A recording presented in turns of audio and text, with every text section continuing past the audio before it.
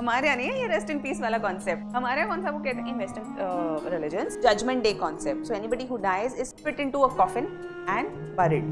हाँ, judgement day पे सब they will resurrect and they will be judged on the good और bad. जिनको हेल देना है हेल देना है, हेल दे देंगे। जिनको हेवन देना है, तो people who will be given this hello, they will B burning in hell for ever.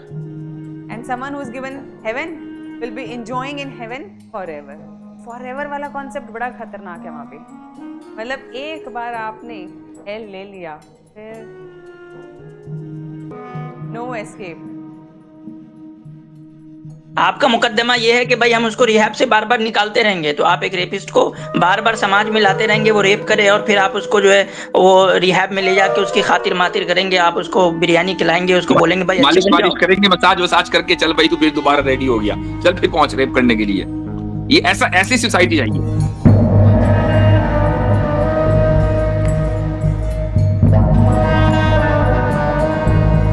अस्सलामुअलैकुम दोस्तों, इस्लाम के खिलाफ एतराज़ात की बारिश हो रही है हर प्लेटफॉर्म पर, हर ज़बान में, और हम आप तक जवाब पहुंचाने की कोशिश कर भी रहे हैं, वीडियो दर वीडियो, ऑब्जेक्शन दर ऑब्जेक्शन। लेकिन सिर्फ यूट्यूब के ज़रिए ये मकसद हासिल करना बहुत ही ज़्यादा मुश्किल है।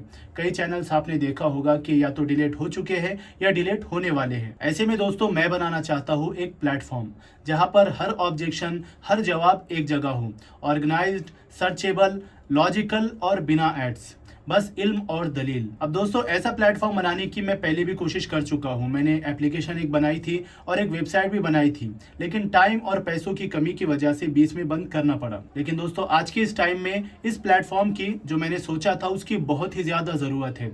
और हम सब देख रहे हैं कि एथियस्ट और ज़्यादातर एक्स मुस्लिम, जो सो कॉल्ड एक्स मुस्लिम हैं, वो लोग सामने आकर इस्लाम पर एतराज़ात उठा रहे हैं। और हमें भी एक प्लेटफॉर्म इस तरह का चाहिए जहां पर सभी एतराज़ात के जवाबात एक जगह मिल जाए। दोस्तों इसी मकसद को पूरा करने के लिए मुझे आप सबकी हेल्प चाहिए, सिर्फ सिस्टम बनाने के लिए, टूल्स, सर्वर्स और वक्त के लिए।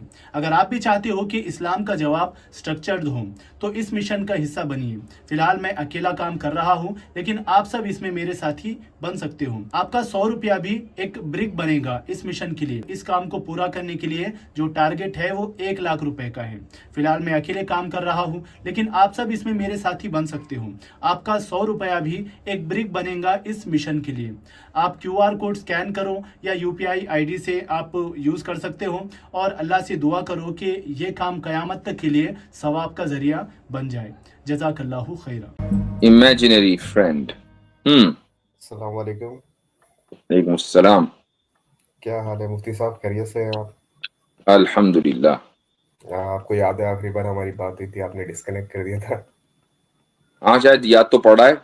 डिस्कनेक्ट हम बहुत सारे लोगों को करते हैं, आप भी उन खुश नसीबों में होंगे जी। अच्छा, मैंने पूछना आया था, आपने सवाल भी नहीं दिया था, उसके बाद डिस्कनेक्ट करके, तो मैंने कहा कोई बदतमीजी भी नहीं करी, कोई बात भी नहीं करी, फिर भी आपने डिस्कनेक्ट कर दिया। नहीं, मैं तो नहीं करता हूँ। हाँ, बैक स्टेज की सफाई वफाई हमारे तौहीद भाई करते रहते हैं, उसमें आप हाथ वाथ पड़ गया वो बात अलग है। नहीं, मैं बात कर रहा था आपसे। नहीं, लहजा दुरुस्त नहीं था, लहजा इस तरह का था आपका टोंट वाला कि मैंने आपको इसलिए हटा दिया था, क्योंकि यहाँ पे हम आप बड़े तहजीब से बात करते हैं और इज्जत से बात करते हैं, चाहे कोई भी आए। लेकिन मैं भी मुस्कुरा के बात कर रहा हूँ, उस टाइम भी मुस्कुरा के बात कर रहा हूँ। आज चेंज है, तब्दीली है। अब देखें, उसको आप वैसे भी इमेजिनरी हैं, उसको इमेजिनेशन मान लें, बात आगे करें। अच्छा चले। अच्छा मुफ्ती साहब, मैं कुछ जानना चाह रहा था, कुछ आपसे पूछ लूं अगर आपकी इजाजत हो तो। हाँ, उस वक्त हमने आपसे सवाल किया था कि आप एथिस्ट हैं, क्या हैं, यानी पहले मुसलमान थे, कुछ चक्कर था, कुछ बता दीजिए। मैंने बता दिया था, मैं एथिस्ट हूँ। एथिस्ट हैं, पहले मुसलमान थे ना या हिंदू थे? जी मुसलमान था। ओके, बोलिए। मैं ये जानना चाह रहा था कि जो ये कॉन्सेप्ट है खुदा का कि आफ्टर लाइफ में आपके, यानी कि आफ्टर लाइफ जब इंसान मर जाएगा तो उसको सजा दी जाएगी कुछ गलत कामों पर, ठीक है? तो इसका मतलब पर्पस क्या है सजा देने का? अभी मुझे ख्याल आ रहा है, अभी मैं उसका आपके सवाल का जवाब दूंगा। अभी किसी ने कमेंट में भी लिखा, वो स्लेवरी वाली बात पर जो आपको रिमूव किया गया था वही बात थी क्या? नहीं, मेरी आपसे स्लेवरी पे बात नहीं हुई। अच्छा, ठीक है। अच्छा, आपने कहा कि आफ्टर लाइफ में अल्लाह ताला कुछ लोगों को सजा देगा। अब दोबारा रिपीट कीजिए सवाल, मैं जहन उधर था, मैं कुछ सोच रहा था जी। इस्लाम के मुताबिक जो भी इंसान गलत काम करेगा तो मरने के बाद उसको सजा दी जाएगी। तो उसका पर्पस जानना चाहता है, वो सजा का पर्पस क्या हैगा? मतलब इंसानों को जो यहाँ पर है निजाम हैगा जहां पर हम सजा देते हैं, उसका पर्पस होता है। सजा का जो पर्पस है वो सजा से पहले अचीव करना है कि एक इंसान इस दुनिया को अमन की जगह और जहां पर खुदा का कानून चले और खुदा के उस कानून की पासदारी हो वैसी जगह बनाकर रखे। वरना आप किसी भी मुल्क में रहते हो, वहां पर कुछ कवानीन होंगे और उन कवानीन को तोड़ने पर सजा होगी। अब आप ये पूछें कि भाई अगर किसी का मर्डर हो जाए और मर्डरर की को डेथ पेनल्टी दी जाए तो डेथ पेनल्टी की का क्या मकसद है भाई? बंदा तो मर गया, एक झटके में मर गया। मान लीजिए उसने 100 लोगों को मारा, आपने उसको लटका दिया, वो एक झटके में मर गया। अब क्या पर्पस है? तो होल्ड ऑन, मुझे मुकम्मल कर लेने दीजिए। तो उसका जवाब में क्या कहा जाएगा? यही कहा जाएगा भाई डेथ पेनल्टी इसलिए ताकि लोग अमनो अमान से रहें, कोई कत्ल ना करे और ये सरजमीन जो है वो अमन का गहवारा बने। ऐसे ही अल्लाह ताला ने वहां सजाएं का ऐलान किया हुआ है ताकि यहां लोग उन सजाओं के खौफ से खुदा के अहकाम के ऊपर चलें और इस दुनिया को जो खुदा की बनाई हुई जमीन है, खुदा के कानून के मुताबिक यहां अपनी जिंदगी गुजारें। सिंपल सा मकसद है। देखिए, हम जो इंसान यहाँ पर सजा देते हैं किसी भी इंसान को, दूसरे इंसान को, उसका सिर्फ एक ही पर्पस होता है कि सामने वाला इंसान सुधर कर आ जाए और उसी माशरे में बेहतर जिंदगी गुजारे और दूसरे लोग भी उससे प्रोटेक्ट रहे, वो भी अच्छी जिंदगी गुजारे, वो समझे। ठीक, यही हैगा। यानी कि इसमें कोई ये कॉन्सेप्ट नहीं हैगा कि आपने किसी को सजा देनी है तो इसको मतलब ये है कि आपने एक रिवेंज लेना है या तकलीफ पहुंचानी है। और death penalty? Sir, death penalty जहां पर दी भी जाती है उसको गलत ही साबित है। मुस्लिम माशरों में डेथ पेनल्टी नहीं दी जाती है। पाकिस्तान जैसे जी जी जी मुफ्ती साहब, और जहाँ 100 साल की सजा होती है, 200 साल की सजा होती है, ये कौन सी बात? क्या करेंगे? जहां भी पर्पस जो आप कह रहे हैं 100 साल की या 200 साल की है कि जिन जिन कंट्रीज में होती है, आप उन कंट्रीज की लिस्ट निकाल के देख लें। ठीक है, यूएसए में आफिया सिद्दीकी को कितने साल की सजा हुई है? सर कितने साल की हुई है मुझे बता दें, मैंने देखें आप पढ़ा नहीं। अभी सर्च करें कितने साल की सजा हुई है। मैंने तो मैं बता नहीं कि अभी तक मुझे वो 100 साल से ज्यादा ही होगी। नहीं तो कौन सा आइडियल है आप बताएं ना, कोई एक मुल्क फिर बताएं। अब यूएसए का, फ्रांस का मैं नाम लूंगा, वो कहेंगे मैंने कब कह दिया वो आइडियल है। तो आप रेफर किसको कर रहे हैं? मैं रेफर कर रहा हूं कि पर्पस, मैं तो क्रिमिनोलॉजी की सिविलाइज्ड कंट्री को आप रेफर कर रहे हैं। आपने कहा भाई पाकिस्तान जैसा खराब कंट्री, तो आपके नजर में कोई एक सिविलाइज्ड कंट्री होगा ना जिसको आप रेफर कर रहे होंगे, उसका नाम बता दें हमें। Scandinavian countries. ठीक है, स्वीडन का हम निकालते हैं, चलें। जी जी निकालें। तो अच्छा, वैसे स्कैंडिनेवियन कंट्रीज को खैर वो इतने निकाल रहे हैं, महज सिविलाइज्ड इसलिए आप कह रहे हैं कि वहां सजाएं कम है? नहीं, मतलब मकसद ये है, उनका पर्पस जो होता है ना इंसान को सजा देने का, उसका पर्पस सिर्फ ये होता है कि माशरे में सुधार के वापसी लाना है, उसको खत्म कर देना या किसी इंसान को कम कर देना। मसलन ये कि अगर से मैं तो मसलन स्कैंडिनेवियन कंट्री में अगर एक बंदे ने मसलन दहशतगर्दी का कोई वाकया उसने कर दिया, तो उसको 5-8 साल में आप निकाल के दोबारा मुआशरे में ले आएंगे? 5-8 साल में अगर से आप देखते हैं डेटा के हिसाब से जो आपको मिलता है, जितना इंसान समझ सकता है कि उसको कितनी सजा देनी चाहिए कि इंसान एक बेहतर जिंदगी, यानी कि बेहतर उसकी, यानी कि जो उसकी जहनियत है बदल जाती है, ये उस हिसाब से देना चाहिए। उसमें जहां तक कहेगा कि 20 ईयर्स होती है, 25 ईयर्स होती है। हाँ, आप ये कहोगे कि उसके बाद भी अगर से ना हो तो जाहिर सी बात इंसान कोशिश कर सकता है बेहतर उसमें। सही, बानिस्बत इसके कि आप बिल्कुल खत्म कर दें। इसका मतलब ये हुआ कि ऐसा आप देखें कि ये भी डेटा मौजूद है, और मैं अमेरिका का डेटा है जो मैंने तकरीबन 1-2 साल पहले कहीं पेश भी किया था। वो ये था कि जिन इनमेट्स को सजा दिलाने के बाद, और बाय द वे अमेरिका में भी इनको बोला जाता है करेक्शन एजेंसीज, जेल को प्रिजन नहीं बोला जाता बल्कि करेक्शन होम्स वगैरह कहा जाता है, कि ये दारुल इस्लाह है, यानी इस्लाह होती है बंदे की। अच्छा, बहुत सारे ऐसे हल्के जुर्म रखने वाले लोग हैं, 5 साल 8 साल 10 साल में कोई छोटी मोटी चोरी वोरी की है, ड्रग्स वगैरह का मसला है, ये लोग बाहर निकल आते हैं। लेकिन 80% प्लस ये जो इनमेट बाहर आते हैं ये दोबारा वही जुर्म करते हैं, जबकि इनको बाहर निकाला गया है कहां से? करेक्शन होम से, और बाकायदा उनके ऊपर काम हुआ, उनके ऊपर लाखों डॉलर खर्च हुए, उनके साइकोलॉजिकली उनको हेल्प की गई, और उसके बाद उसी जुर्म में जाते हैं। तो ये तो हशर है उस निजाम का। तो आप किस करेक्शन की बात कर रहे हैं? पर्पस जो है जी वो ये मुफ्सर, स्वीडन के अंदर जो लाइफ इम्प्रिजनमेंट है, एक मिनट इमेजिनी फ्रेंड, जो स्वीडन के अंदर लाइफ इम्प्रिजनमेंट है वो तो अनडिफाइंड है, वो डिफाइन ही नहीं है, वो कितने भी 1000 साल का भी हो सकता है, 1000 साल की भी हो सकता है। ये सब जगह हाल यही है भाई। सर मैंने तो कहा कि वो देखेगा, इनडिटरमिनेट लेंथ है उसका। मैंने तो आपसे डेथ पेनल्टी पे बात हुई थी, मैंने कहा डेथ पेनल्टी नहीं। और अगर देते हैंगे अभी आप ये सवाल उनके लिए भी अभी आप बात ना बदलें, देखिए बात ना बदलें, ये गलत बात है। इमेजिनरी फ्रेंड होने का मतलब ये नहीं है कि आप हर चीज को इमेजिनेशन ही में उड़ा दें, ऐसा ना करें। अभी बात ये हो रही थी कि भाई लंबी लंबी जिनको 100-200 साल की सजा है वो तो कभी वापस नहीं आने वाले ना मुआशरे में, तो उसका मकसद क्या है? चलो डेथ पेनल्टी नहीं, उसको तो आपने उसको 200 साल, तो फिर आपके नजदीक कोई मेयार है ही नहीं, यानी जो कॉन्सेप्ट आपके नजदीक है वो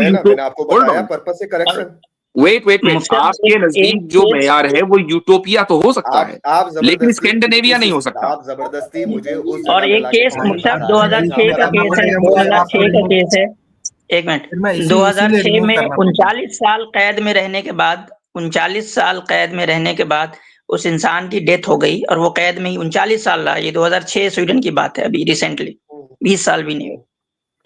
तो इमेजिनी फ्रेंड भाई देखें, जो सजा का जो कॉन्सेप्ट है वो हमारे यहाँ जस्टिस से डिराइव्ड होता है, ठीक है, आपका कोई उसूल नहीं है, बताया तो मैंने आपको करवा लें आप बेहतर। नहीं, मतलब किस बुनियाद पर? कोई रेफरेंस पॉइंट तो हो ना, आपकी सोच, ये इमेजिनेशन तो मेरे लिए रेफरेंस पॉइंट नहीं हो सकती ना। मैं आपको ये कोई बात ना हो। कैसा आप चाह रहे हैं कि भैया कोई रियासत का नाम लो, कुछ करा हुआ हो, मैं तो नहीं, नहीं आप रियासत का नाम न लें, किसी लॉ का नाम लें, कोई कॉमन सेंस का नाम लें, कोई फिलोसॉफिकल उसूल का नाम लें। आपके इमेजिनेशन तो हमारे लिए कोई कानून या मेयार नहीं बन सकते ना, ये तो आपका इमेजिनेशन है। अच्छा, मैं अब कहूं सर? हाँ बिल्कुल, क्या जब हम खामोश हो गए तो बोले।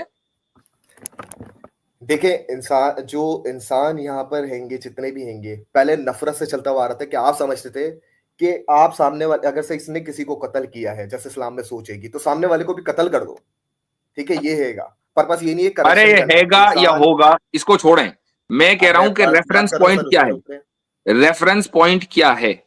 आप ये कह रहे हैं ना कि स्कैंडिनेविया जो आपके नजदीक मोस्ट सिविलाइज्ड हैं, वहां पर भी बेहतरी की जरूरत है। आपकी बात को कैसे माने? मैंने who are you, you are not the authoritative person, आपको हम कैसे माने कि आपकी बात सही है? कोई ना कोई रेफरेंस पॉइंट होना चाहिए ना। हम कहते हैं हमेशा करेक्शन की जरूरत होती है, हमेशा करेक्शन की जरूरत होती है। मिसाल के तौर पर 1 लाख बंदा आपके मुकाबले में ये कह रहा है कि करेक्शन ये है कि सजाएं लंबी दो और डेथ पेनल्टी दो, क्योंकि बाकायदा यूएस में death penalty versus no death penalty की डिबेट कई साल से चल रही है। तो एक बड़ा जो मुआशरे का सेक्शन है वो ये कहता है कि डेथ पेनल्टी दो, दूसरा सेक्शन ये कहता है डेथ पेनल्टी ना दो। तो आपकी बात कैसे माने और दूसरे की बात क्यों ना माने? उसमें बहस है ना कि आप अगर से कह रहे हैं कि डेथ पेनल्टी दो, तो हम कह रहे हैं कि जो इंसान सुधर सकता है आप उसको भी कत्ल कर रहे हो। मैं ये तो कह रहा हूं कि एक आदमी ने मिसाल के तौर पर अगर 100 साल 200 साल 400 साल उसको सजा हो गई, तो अब तो सुधरने का कोई मतलब नहीं है ना, माशरे में तो उसको वापस आना ही नहीं है। तो दैट्स द पॉइंट। आप ये कह रहे हैं होल्ड ऑन, आप ये कह रहे हैं कि नहीं इसको भी हम सुधार सकते हैं। तो इसी तरह मैं कह रहा हूं कि मुआशरे में बहुत सारे लोग ऐसे हैं जो इसको सुधार के खिलाफ समझते हैं, कहते हैं इसमें ये सुधार हो ही नहीं सकती, बंदे ने जुर्म किया तो उसकी सजा होगी, सजा उसकी होनी चाहिए। मुफ्ती साहब, इनका पूरा फिलॉसफी ही जो है ना वो बेसलेस है। एक मिनट इमेजिन, इनका पूरा फिलॉसफी ही बेसलेस है। दुनिया का कोई कानून नहीं कहता कि हमारे यहाँ जुर्म का जो, एक मिनट सुन ले, हमारे यहाँ जो जुर्म का जो जुर्म के ऊपर जो सजा का कॉन्सेप्ट है वो उसके करेक्शन के लिए हमेशा जो है सजा का ताल्लुक जो है वो जस्टिस से होता है। इसलिए कोई भी कानून जो है वो जस्टिस कहता है कि हमारा बेसिक पर्पस जस्टिस को सर्व करना है। हमारे यानी कि हर मुल्क का कानून ये कहता है बेसिक पर्पस जस्टिस को सर्व करना है, ना कि उसका करेक्शन करना है। अच्छा एक बात बताएं, एक सवाल और मैं आपसे करता हूँ। होल्ड ऑन, जस्टिस तो है ही, कानून की बुनियाद, होल्ड ऑन, कानून की बुनियाद जस्टिस तो होती है। मैं आपसे एक सवाल करता हूं कि रिवेंज लेना, यानी चाहे वो यानी रियासत रिवेंज ले रही हो या एक फर्द ले रहा हो, ये इंसान की फितरत में है या नहीं? नहीं, इंसान की फितरत में रिवेंज लेना नहीं है। नहीं, आपको शुरू से बताया जाता है। तो आप यानी आपको कोई कितना ही मारे आप खामोश बैठे रहेंगे, बुद्ध बने? सर मैं उसको रिप्लाई इसलिए दूंगा कि वो मुझे ना मारे। इसका मकसद ये नहीं होता कि उसको तकलीफ पहुंचाना है। यानी आप उसको रिप्लाई कह रहे, आप आपके मुख्य पढ़ रहे हैं ऊपर सर ने, भाई मुझे मत मानना, और वो मारे जा रहा है, आप डिफेंड करोगे नहीं? उसको मारूंगा, डिफेंड करोगे नहीं? होल्ड ऑन, डिफेंड करेंगे कि नहीं करेंगे? मैं वही बता रहा हूँ, मैं पंच मार रहा है, मैं बता रहा हूँ, मैं तो अटैक कर रहा हूँ, बता रहा हूँ। डिफेंड करेंगे कि नहीं करेंगे? पंच मारेगा तो मैं भी उसको पंच मारूंगा, लेकिन उसका डिफेंड करेंगे कि नहीं करेंगे? उसको तकलीफ पहुंचाना, उसका मकसद डिफेंड करेंगे कि नहीं करेंगे? हेलो, डिफेंड करोगे कि नहीं करोगे? बताया तो अभी आपको, डिफेंड करेंगे कि नहीं करेंगे? अभी क्या बताया मैंने आपको? मुझे नहीं पता, आप डिफेंड करेंगे हाँ या ना? मैं कह रहा हूँ सेल्फ डिफेंस तो अलग ही चीज होती है कि आप सिर्फ रोक रहेंगे, मैं तो कह रहा हूँ मैं रिप्लाई भी दूंगा ताकि वो दोबारा मुझे ना मारे। तो बस ठीक है, अगर ये बात है कि आप उसको रिप्लाई करेंगे और पेन पहुंचा कर ही रिप्लाई करेंगे, यही रिवेंज है, यही रिवेंज है जो मेरे पास पॉसिबिलिटी होगी वहां पर वो अच्छा एक होल्ड ऑन, मान लीजिए आपने उसको मारा, ठीक है, और उस वक्त तो रुक गया, कल को फिर मारा, आपने भी रिस्पॉन्स किया, फिर रुक गया, रोजाना आपके एक मुक्का मार के जाता है, आप कब तक बर्दाश्त करेंगे? अच्छा सर ये बताइएगा कितनी बार ऐसा हुआ है कि आपको कोई रोजाना मुक्का मारा? वो रोजाना मुक्का आपके एक थॉट प्रोसेस है भाई, एक थॉट प्रोसेस है। मैं तो पहले दिन भी नहीं बर्दाश्त करने का, मैं तो पहले दिन उसको डलवा दूंगा जेल में अगर मेरे इख्तियार में होगा। आप बोले आपको तो आपने तो बहुत ज्यादा पोलाइटनेस और काइंडनेस किया, तो आपने क्या कहना चाहिए बहुत ज्यादा है। तो आप मुझे ये बताएं कि अगर रोजाना मुक्के सर पे पड़ रहे हो और आप रोजाना रोक रहे हैं तो कब तक इसको बर्दाश्त करेंगे? सर अगर से लगता है हमें कि यार कि ये बंदा जो है इस चीज से नहीं सुधर रहा है तो दूसरी चीज हम कर सकते हैं, जैसे मसलन उस इंसान को कैद में रख सकते हो, उस हिसाब का रिहैब कर सकते हैं, उस इंसान को हम साइकोलॉजिकली डील कर सकते हैं कि इसको आपने उसको रिहैब में रखा, 5 महीने के बाद आके दोबारा फिर एक मुक्का जड़ दिया, एनवायरमेंटल इश्यूज है जी। हाँ, रिहैब में गया, वापस निकल के फिर मुक्का जड़ दिया, फिर मुक्का जड़ दिया, ठीक है, फिर दोबारा हम प्रोसेस करेंगे उससे बेहतर, ठीक, फिर आया फिर मुक्का जड़ दिया जी, उससे बेहतर प्रोसेस करेंगे। अच्छा, उससे बेहतर है ही नहीं, लास्ट स्टेज पे चले गए सर ऐसे तो तसव्वुरात ही नहीं चलता ना, उससे बेहतर है नहीं, थॉट प्रोसेस है भाई, हेलो, थॉट सारे आप भी आपकी तो पूरी शख्सियत तसव्वुर के ऊपर है मेरे भाई, आपका तो नाम इमेजिनेशन है, तसव्वुरी तो करवाएंगे आपसे, जब नाम ही आप इमेजिनरी फ्रेंड लेकर आए हैं, हम तो थॉट प्रोसेस करवाएंगे आपसे। सर थॉट प्रोसेस से तो बता रहा हूं मैं, हैगा तो थॉट प्रोसेस से मैंने बताया कि जो लास्ट अवेलेबल साइकोलॉजिकल एक ट्रीटमेंट था वो दे दिया, बंदा उसको लेते ही दोबारा मुक्का जड़ता है आपके, अब क्या करोगे? सर लास्ट होगा ही नहीं ना सर। क्यों नहीं हो सकता भाई? मेडिकल ट्रीटमेंट कहीं तो रुकेगा ना। आप बताएं कोई सी मेडिकल ट्रीटमेंट आप मुझे पहले रेफरेंस के हिसाब से बता दें, यहाँ पर खत्म हो जाती है, इससे आगे है नहीं तो फिर मैं आपकी बात मान। अच्छा मुफ्ती साहब, इनको थोड़ा एक्सट्रीम पे ले जाएं, इनको मुक्के पे ये नहीं हो रहा है। एक रेपिस्ट है, वो रेप करके आया, ठीक है, आपने उसको रिहैब में डाला, फिर निकाला, फिर रेप कर दिया किसी का, फिर आपने डाला, फिर रेप कर दिया उसको, मतलब आप बार बार उसको रेप करने के लिए सोसाइटी में लाते रहेंगे रिहैब से निकाल के। अच्छा मैं कह रहा हूँ आसिम भाई, आपने पहले जो बात कही थी उसको तो आप कंटिन्यू रख लें, फिर ये वाली बात का भी जवाब दे दो। नहीं, पहले ये वाली इस वाली का दे, अब रेप वाली का यही तो है ना, यही तो है कि आप बार बार जो है उसको रिहैब से निकालते रहेंगे, वो समाज में आए, रेप करे, फिर उसको आप रिहैब में डालते रहेंगे। सर एक इंसान आपके मुताबिक जो है कितनी बार जो है सजा मिलती है रेप की, और कितनी बार मेरे मुताबिक छोड़ दें आप ना, आप बताएं कि ये बहुत आजकल के जमाने में कॉमन है। अच्छा, कि एक सजा आप रिसर्च कर रहे थे, ये बता दें मुझे रेप केस की सजा कितनी होती है एवरेज? भाई उतनी भी होती है, हमारा मसला नहीं है, हम तो क्लियर हैं। आपका मुकदमा ये है कि भाई हम उसको रिहैब से बार बार निकालते रहेंगे, तो आप एक रेपिस्ट को बार बार समाज में लाते रहेंगे, वो रेप करे, और फिर आप उसको जो है वो रिहैब में ले जाके उसकी खातिर मातिर करेंगे, आप उसको बिरयानी खिलाएंगे, उसको बोलेंगे भाई मालिश करेंगे, मसाज करके, चल भाई तू फिर दोबारा रेडी हो गया, चल फिर पहुंच रेप करने के लिए। ये ऐसी सोसाइटी चाहिए सर। हाँ रेप बता, तो ऐसी सोसाइटी इमेजिनेशन में हो सकती है। सर रेप करने का पर्पस क्या होता है बताइएगा जरा। उसको छोड़ने इसको तो डील करूंगा ना मैं आपको, और कैसे बताऊंगा आपको? अजीब सी बात है। वो आपका जो बेसिक सवाल है ना कि सजा क्यों मिलती है, तो भाई सजा जो है वो जस्टिस को सर्व करने के लिए मिलता है, और अल्लाह ताला भी सजा देंगे जस्टिस को सर्व करने के लिए, दैट्स इट, ठीक है। तो आपके यहाँ भी सजा है, सजा रहेगा ही रहेगा। और एक बात और, इसलिए देखते हैं ना कि क्या होता है कि जुर्म के एतबार से सजा की जो इंटेंसिटी है वो तय की जाती है। अगर करेक्शन होता ना, करेक्शन पर्पस होता, तो सबके लिए सेम सजा होती, सारे जुर्म के लिए सेम प्रोसेस होता, क्योंकि वहां वो एक साइकोलॉजिकल प्रोसेस से गुजार के उसको दुरुस्त करते। लेकिन जुर्म के अकॉर्डिंग देखेंगे, दुनिया का हर कानून जुर्म के अकॉर्डिंग ज्यादा या कम सजा की बात करता है। क्यों? क्योंकि उसको लगता है कि इस जुर्म की इंटेंसिटी ज्यादा है, इसलिए इसमें जस्टिस उस वक्त सर्व होगा जब इसको ज्यादा सजा मिलेगी। सर ये पूछ रहा था कैसे सजा डिसाइड करते हैं, आप जो बात कह रहे थे कम ज्यादा की, आप जो कह रहे थे कि होती नहीं तो है, ये सवाल हमसे ना करें। नहीं, एक मिनट, ये सवाल हमसे नहीं होगा कि हम कैसे डिसाइड करेंगे, ये सवाल आपसे होना है, क्योंकि हमारा निजाम तो खुदा ने बना के दे दिया हमें, ठीक है। आपके पास कोई निजाम नहीं है, वो निजाम आपको बनाना है, तो आप हमें बताएं कि आपका रेफरेंस पॉइंट क्या है, सिवाय अपने इमेजिनेशन के। नहीं होगा दलील?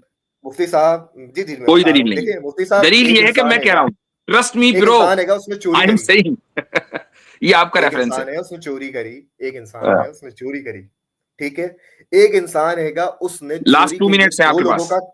चोरी लोगों का दो लोगों का कत्ल किया, ठीक है।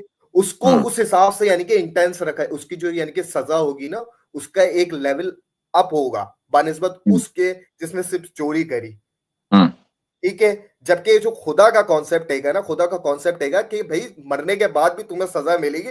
सजा का पर्पस क्या हैगा? उसमें पर्पस ये उसमें दर्जाबंदी नहीं होती खुदा के यहाँ? क्या खुदा के यहाँ चोर की सजा और कातिल की सजा एक ही है? जन्नत में सजा मिलेगी चोर को? ओ भाई, जन्नत की बात नहीं हो रही है, जन्नत में जाने से पहले भी सजाएं होती हैं, जन्नत में जाने से पहले ही सजाएं होंगी। सजा होती क्यों है, वो यही तो मैं जानना चाह रहा हूँ सर। बताया ना, ताकि ये जो सोसाइटी जो हम जिसमें मैं और आप रह रहे हैं, यहाँ कत्ल ना हो, चोरियां ना हो, डाके ना हो, करप्शन ना हो, इर्तिदाद ना हो, इल्हाद ना फैले। सजाओं का मकसद ये है। सर वो जो सजाएं मिली हैंगी, जरा उसका कुछ एविडेंस वगैरह मिलेगा जो यहाँ अभी सजा मिली कहाँ है सर? कब मिली? अच्छा, सजा कब मिलेगी सर, ये भी बता दें। अभी आप सुल्फर खा के मर जाएं, एकदम शुरू हो जाएगी आपकी सजा, आपको पता चल जाएगा तुम लाइव एविडेंस। सजा अभी मिली नहीं है तो यहाँ पर तो आपकी फैलेसी आ गई। नहीं, आपको अगर सजा देखनी है तो all you have to do is just commit suicide और आपकी पनिशमेंट शुरू। हमें कौन सा आपको जो है लाइव डेमो देना है? मैं खुदा को ही कुछ आपको लाइव डेमो दूंगा सर? ये तो वही वाली बात भाई, ये जो है वो आपको इसलिए ये बात जो है वो सिर्फ एक मिनट, ये बात जो मुझसे आप कह रहे हैं वो कोई इनकरेज करने के लिए आपको नहीं कर रहे हैं भाई, ठीक है ना। हमारा कोई सेल्फ हार्म या सुसाइड वगैरह या इस तरह की किसी चीज को हम इनकरेज नहीं करते, बल्कि डिस्करेज करते हैं। ये अच्छा हुआ आपने डिस्क्लेमर दे दिया आसिम भाई, वरना बहुत से लोग जो ट्रॉमा का शिकार होते हैं वो वाकई फिर खुदकुशी कर लेते हैं और कह देंगे जी मुफ्ती साहब की स्ट्रीम में हमें जो है तरगीब दी गई थी। ये भी हमारे ऊपर इल्जाम आ जाएगा। अच्छा वो आपने इसकी इस्लाह कर दी।